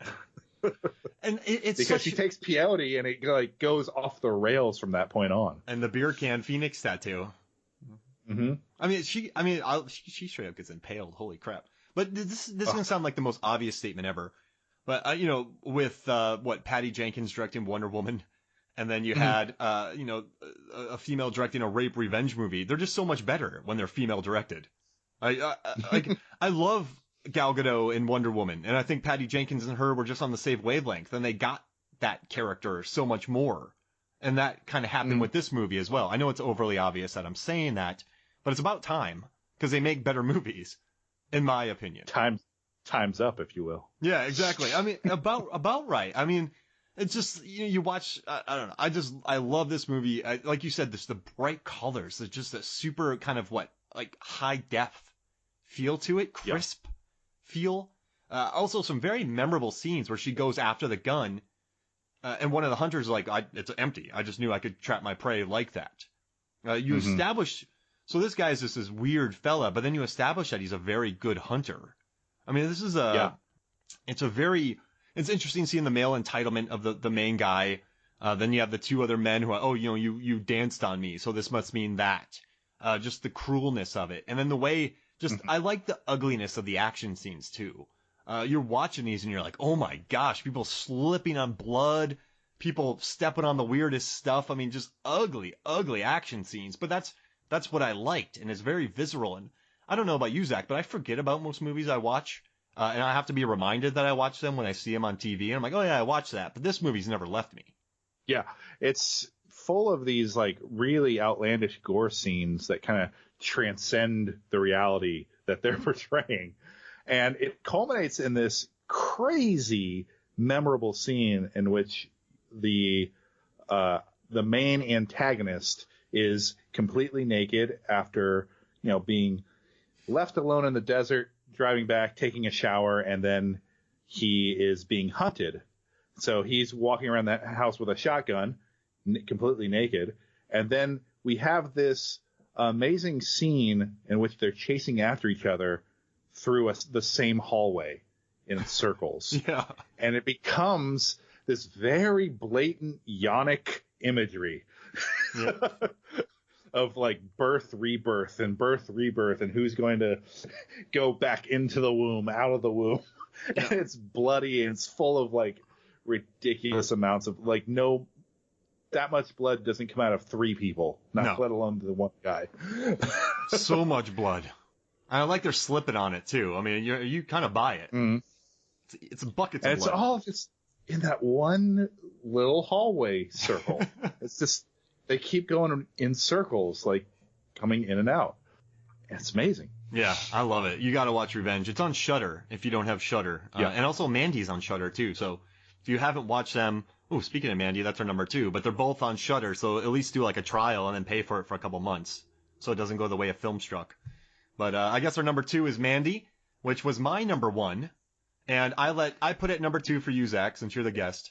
Oh, that's so nice. So Mandy for me, I think you and I both saw it on the big screen. I randomly saw it. I got to watch it in a really packed theater, and I don't know why, but this movie was just on my wavelength, and it really picked up for me during the scene of the Cheddar Goblin, because there's a really good article on Slash Film where that scene kind of lets you know that you can laugh at the movie, and you just start laughing after this intense, horrible scene, and from there, I mean, you just have Nick Cage doing rip-roaring lines of cocaine, battling Cenobites, engaging in chainsaw warfare, just weird monologues from the guy, naked monologues from the guy from Vikings, Andrea Riseborough being Andrea Riseborough, just this weird sensory blasting experience, and it just takes you into this nightmarish world where, I mean, it's just, and it's, people joke around about Cage having over-the-top performances, but sometimes I feel like, I watch Mom and Dad, and I felt like when he explodes, I felt like that was being, exploitative. I feel like Nick Cage's explosions can be really exploited, but this one felt honest to me, and it felt primal. And just the world of this movie and the shakiness and the powers. I mean, people had powers in this movie. Just the darkness of it and the humor. For some reason, this really worked on my wavelength, and that's why I put it at number 1. Knock, knock. Who's there? Eric Estrada. Eric Estrada who? Eric Estrada from Chips. Yeah. What do you think? Okay, so I'm going to preface this. I saw this in a movie theater, but it was one of the worst movie theater experiences I've ever had. And I'll tell you, and it probably had nothing to do with the movie. So, one, it was a little too bright. So the lights kind of stayed on. I'm not going to mention this theater because I don't want to badmouth my hometown, but the lights were on a little too bright. And I've had great experiences at this theater as well. The audience was absolutely awful. So they were kind of saying the wrong things at the screen. Not that there are right things that you can say at it. One of the right channel was out. Oh. So, yeah. Or crackling, trying to come back on. So I'm prefacing what I think about Mandy with, I did not see it in an ideal theatrical environment, which means I was just bored out of my mind during it. And I think if I could devote my sensory experience to it and get on that wavelength, I would I wanted to watch it again before this podcast, but I just didn't have time. I even bought it on Blu-ray because I knew I probably could love this movie. But I think I would still have the problem with, I checked my watch a lot. And I checked my watch. It was an hour in that Nicolas Cage really shows up. It's an hour in when the Cheddar Goblin shows up on the TV. Like almost exactly like, and then the title card of Mandy. Yeah. And there were 2 title cards before that. And I remember leaning over and going, I feel like I was just in line for an hour to see the movie Mandy. Got it. Then the movie starts. And maybe I thought, okay, here's Nicolas Cage. And I call this kind of cinema Cage-sploitation. Yeah. And there's a lot of great Cage-sploitation films like Bad Lieutenant, Port of Call, New Orleans. Yes. And Vampire's Kiss is the the pinnacle of cageploitation. I just thought that it didn't give me enough in the first hour to get me on the wavelength in the second hour. And it made the second hour look so much better than that first hour. But I think it was the movie-going experience. So I want to see it again. You know what I wish? Before I dismiss it. If I have a hot tub time machine, I want to go back in time, and I watched Lost City of Z in a shitbox of a theater. And that's you need to immerse yourself in that movie. And that was one of my favorite movies of a couple years ago, even with that shitbox experience. But I wish I could have seen it in a beautiful surround sound immersive theater. And that took away a lot of it. So I totally get what you're saying. Because I just sat there watching this beautiful movie pissed off the whole time. Like just crackling and like, ugh, and I complained a couple times. They're like, well, we can't do anything. So I think it wrecked my experience watching it. So next year when we remake this podcast, we'll talk about it again. Yes. I will give Mandy another chance because it has all the elements I like in a film at like half speed. Got it. All right. Number 1, Zach. Number 1, and I gave this to you. Hereditary, directed by Ari Aster, starring Toni Collette, Gabriel Byrne. Very good movie. I haven't seen it. I just thought it would be good. I've seen it on so many different it's on every other list, so I just put it at number 1. Yeah. Now, I just didn't want to stand out. So I haven't. Yeah, I don't want to. I watched this movie, right? And so this wasn't in my top 10. This is gonna sound like a very weird visual, Zach, but I imagine just an open desert plain, right? Okay. And then imagine a mountain directly in front of you. No hills, no nothing, no bad terrain. And just imagine walking towards that.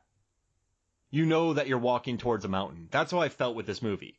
I knew, I don't know why, but I knew exactly where it was going. And I just felt like I was just walking towards it the entire time. And when it did happen, I'm like, yeah, I knew it. And I liked it. I think Toni Collette is amazing. The visuals are beautiful. The way they establish it.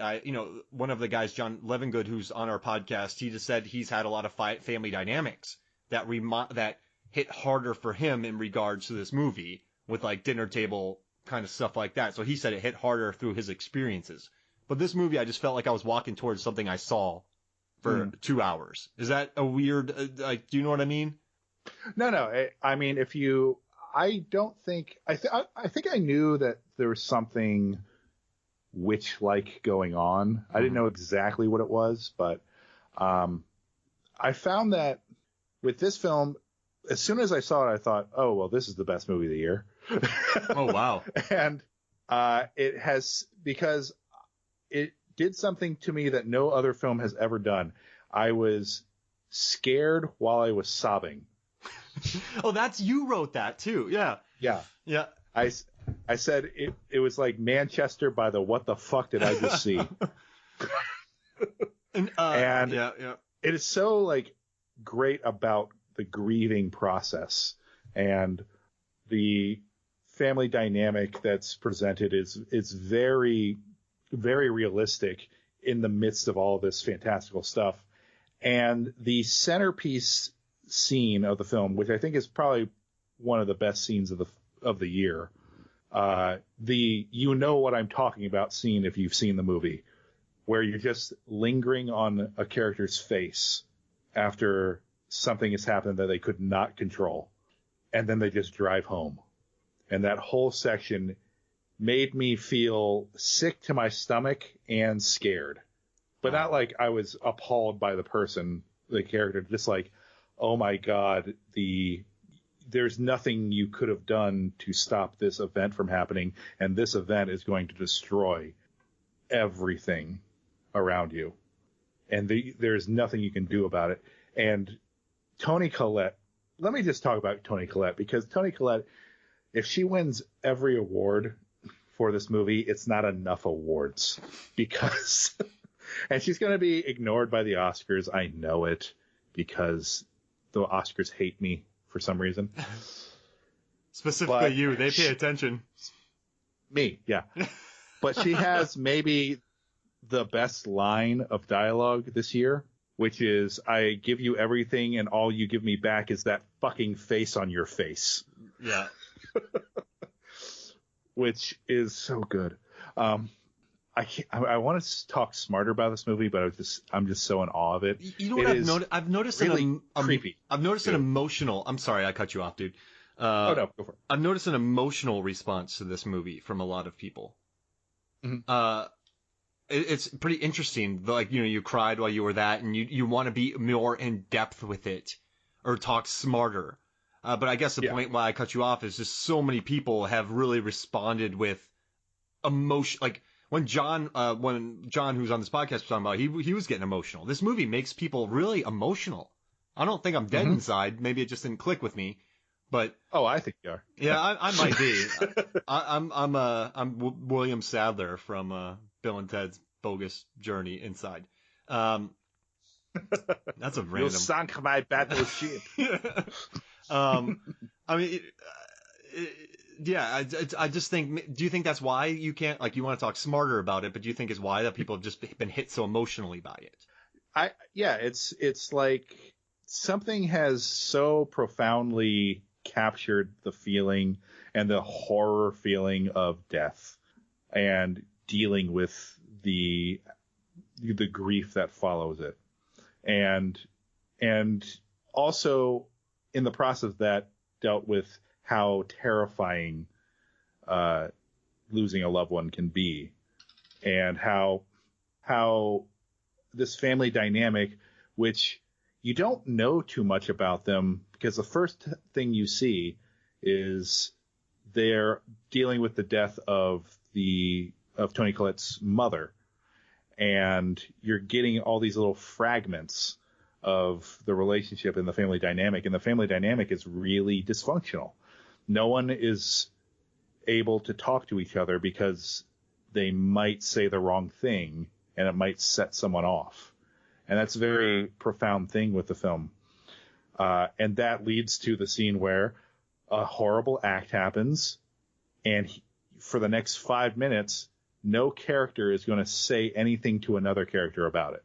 Mm-hmm. And the longer that scene goes on, the more horrific it is, and how the movie shows how much they internalize this trauma and don't communicate it to each other, because when they do, you get the dinner scene. Yeah. It explodes out. And it's just so good and so insightful about this kind of grief and trauma. And then even when it goes to the more supernatural elements of the film, it's still scary. It does all this thing, and it somehow manages to scare you, especially within the frame, noticing things like, is there someone on the ceiling? Yeah. There might be someone on that ceiling. How long are we going to stay on this shot? This sounds weird, but when that all kicked off, I remember going to the theater, and I don't know why I did it, but I just kind of went, I don't know why. I didn't like the supernatural. It was weird. I saw it coming too. I knew it, but at first, I don't know why I made that noise. I really did. I just went, maybe I was hoping for, I don't know what I was hoping for. Like a take shelter type thing, I guess I was hoping for. I don't know. Am I dead inside, Zach? Sorry to cut you off. No. You speak so eloquently about this movie, and I make a fart noise. Oh, I don't. But but no, I think the problem most people have with the film is the turn it takes towards, like, sheer outlandish Satanism. Yeah. I just saw that coming with that woman. I knew she was a bit. Like, I knew she was bad. Yeah. And she gives him this stuff, and she gives her that stuff, and she gives her this. And I'm like, this is going. I don't know. Maybe I should have appreciated the family dynamics more, and that's what I like the most, not just just walking in a straight line to where you're going. I guess that's what I had. And I think the title is kind of the key, because they're all suffering from the same thing, and it's something that they couldn't help because it was given to them at birth. Like, Toni Collette's character couldn't help having the mother she had. And just like the kids can't help having the mother they have. Yeah. And how much Toni Collette's character has internalized the trauma in her own life, and how you get these little glimpses of it. I think she knows exactly who her mother is, but she just blocked it. That's why she's having these dreams about burning her children. Yeah. Because her body and mind are trying to stop this from happening. But she's trying to like push it aside and just live her life. And how that affects every member of that family, especially Gabriel Byrne's very almost castrated husband. Yeah, he's like an egg from Arrested Development, a little bit like castrated, like kind of nondescript. Yeah. Yeah. She rules the roost, Toni Collette. Yeah, and it's interesting that he's a psychiatrist or a psychologist, because I didn't realize that until maybe an hour or so in, and I thought he doesn't know how to deal with his wife. Wow, that's interesting. And he doesn't know how to like help her through this, because she has kind of constructed a wall in her own mind, and constructed a survival tactic of kind of protecting herself from the horrors that she probably knows happened. And you just get it's all these little glimpses, and how she is, and just like what she does. What she does is she makes little models and makes neutral small perspectives of traumatic events in her own life, and as almost a way to distance herself from them. And she can't even. Wow. Yeah, I saw this movie 4 times in the theater, and every time I was like, it just kept giving me more. Sounds like you had the experience. Like, so whenever I watch Take Shelter or even talk about the movie Take Shelter, I almost cry. Sounds like that's my Hereditary. That to me, that's how you feel towards Hereditary. Take Shelter is how I feel about Take Shelter. Yeah, I like Take Shelter a lot as well. I think that deals with mental illness in a really interesting way. And the final shot, man, and then the song at the end, man. Oh, I don't even want. So when I first started talking to Megan about Take Shelter, then the final song came on, I started crying in front of her, and she's like, "What's going on, Mark?" I'm like, "This movie." I started talking about a song and I started crying. That's what Take Shelter. So that sounds like that. I wish I could have gotten that from Hereditary, because I love those. I love bawling.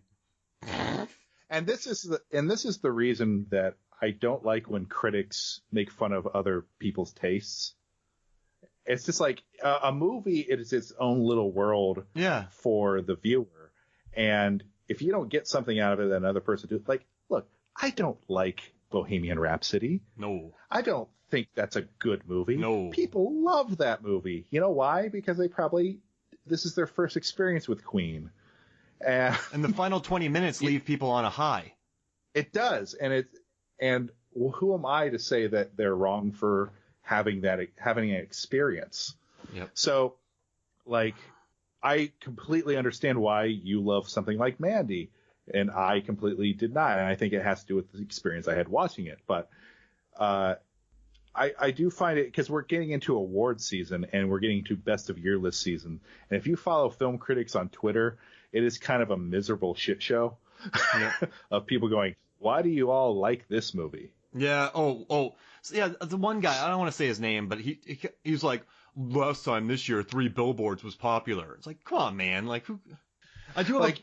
Look, we all have problems with movies. There's problems with movies, but to put in your mind that, like, there's no way anyone could get any value out of something. You couldn't get any value out of Woody Harrelson's character from 3 Billboards. Yeah. Or just his story. Like, that is heartbreaking stuff. I do have a bone to pick with A.A. Dowd, because on Twitter I put up what's the best horror movie of 2018, and all 4 choices were Mandy. And then A.A. Dowd, he follows me, and so he just wrote Hereditary, and like all of his minions just teamed up on my Twitter feed, and we're like, "Yeah, where's Hereditary? Like, what is this?" Like, I'm like, "Guys, this is a blatant joke saying that I loved Mandy." And he did it as a joke. Like, he just did it because, Hereditary, like, it was funny. And then all these people got on my Twitter just going, "Yeah, where's Hereditary? Where is it? Why'd you put Mandy 4 times? That makes no sense." And so then I hated Hereditary more after that. See, like, bad critical response can really infect the way, any relationship you have to a movie. And there's nothing wrong with, like, having legit criticisms about a film. I just think, like, this year's Three Billboards is Green Book. Yeah. I have a lot of problems with Green Book, but I can see what people get out of it. And a lot of the good critics that have problems with it can at least see what people get out of it. I just don't like the mentality of like, it's been decided that this minority opinion I have is law, right? So here's a pithy response. Yeah. Well, yeah, and just honestly, I wish I had the experience that a lot of people had with Hereditary. And you know, if I had to, and people are like, it didn't make number one on your list, that means you hate it. No, it's a very well-made movie with Oscar-worthy performances. It just didn't connect with me, but I could see how other people it connects with. But Mandy's number one. Like, I always use food analogies with cinema because the food industry and the film industry are very similar. But Anthony Bourdain, rest in peace, in a chapter in his book Medium Raw, he talks about going to Grant Achatz, his new restaurant, and the restaurant was called Alinea, and it was a very high-end restaurant. And he prefaces by going, look, it's a serious restaurant making serious food, and it needs to be taken seriously. I thought it was pretentious as hell. Oh. That's the mentality. Like, look, Hereditary, love it or hate it, it is a serious film, and it is a serious work. And I use the word serious as if like to mean dramatic. No, it's like a work to be taken seriously. A comedy could be that too. Yeah. We can love it or hate it, but we have to reconcile with it. We have to discuss it. If it won a lot of awards, I would totally agree with it. You know what I mean? Man. Yeah, and I think it all comes down to, and I tell this to my film students, I want to judge your film on its content, so your craft better be on point. Yeah. So get your craft on point, and then we can actually talk about what you're trying to do, what you're saying, and whether it's successful or not. Get your craft on. Get your craft on. Crafty. Again, food. Yeah. Oh, hey. Dude, this was fun, man. I knew I brought you on for a reason. I mean, you don't need to watch any horror movies anymore, guys. Just listen to this over and over. You've gotten enough from it. Yeah. Yeah, we pretty much describe how scary things are and just fanboy over them. Yeah. No, but I don't remember when he does this and but we did a good job though, man. Like, we really broke stuff down. This was fun. I knew I brought you in for a reason. You know, you're the horror extraordinaire. So yes, that's what my name tag does say. Yep. And I need to listen to your commentary on your movie Interior, which is on Amazon Prime. Yes, the commentary is on the Blu-ray, which is not really on sale. So, all right, and but I sell it at festivals and conventions that I'm at. So all right, so do you have a website with your appearances? I have a website. I mean, Interior has a website. You can follow me on Twitter. That's probably the best way to figure out what I'm doing and where I am. At Zachary Beckler. Yep. All right, and then at I'm also Interior on Movie. Yes, at Interior Movie. I'm also on Letterboxd, and that's where all my reviews go if I feel like writing about stuff. All right, how about this? I'll add your Letterboxd account to this post. So if you're listening to this podcast, go to Movies, Films, and Flicks. Just look up podcast number 163 or 164. I think it's 164, Best of 2018 Horror, and the link for Zach's, or you could type it in, Zach Beckler, Beckler, Zach with 3 Ks. No! No, this is awesome, man. Do you have any plugs before we head out?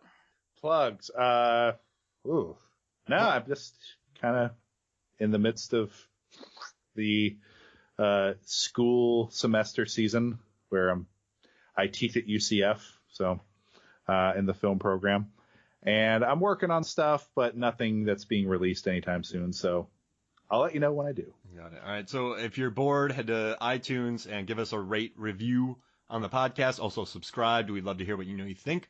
We're currently on TuneIn. We are also on Stitcher. We're on Podbean. We're pretty much everywhere, and we're going to be on Spotify soon. so you can listen to us everywhere. There's no reason not to listen to us. So check us out, give us a rate, review, and subscribe. So for me, Mark Hoffmeyer, and for Zach, Mad Dog Beckler, with 3 Ks, this is Movies, Films, and Flicks. We'll see you next week.